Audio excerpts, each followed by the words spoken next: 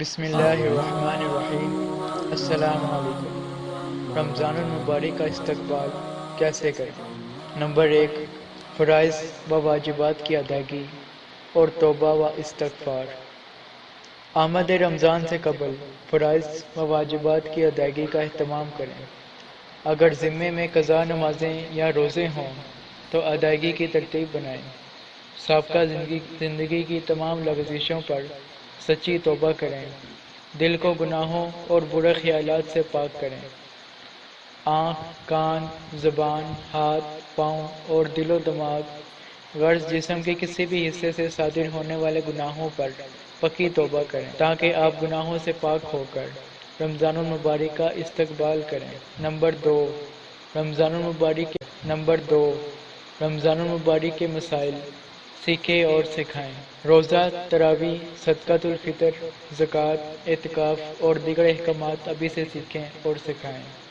Number 3، اپنے نفس کو تقویٰ کا پابند بنائیں۔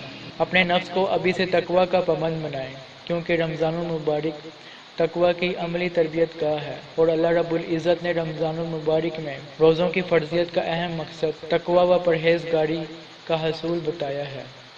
نمبر 4، صلہ رحمی میں جلدی کریں۔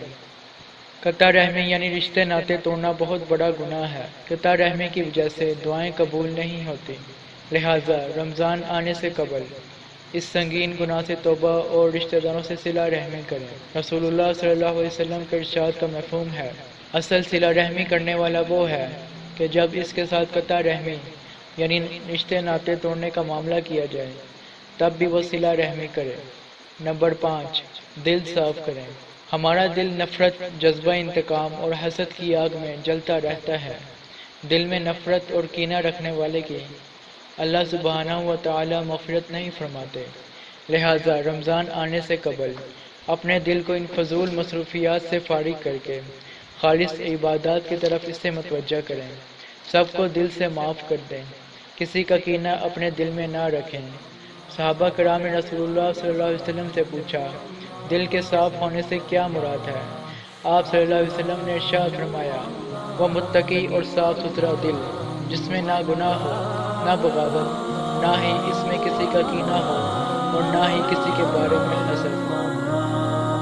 সৃষ্টি করেছ সুন্দর পৃথিবী, মানুষ পশু পাখি সাগর নদী।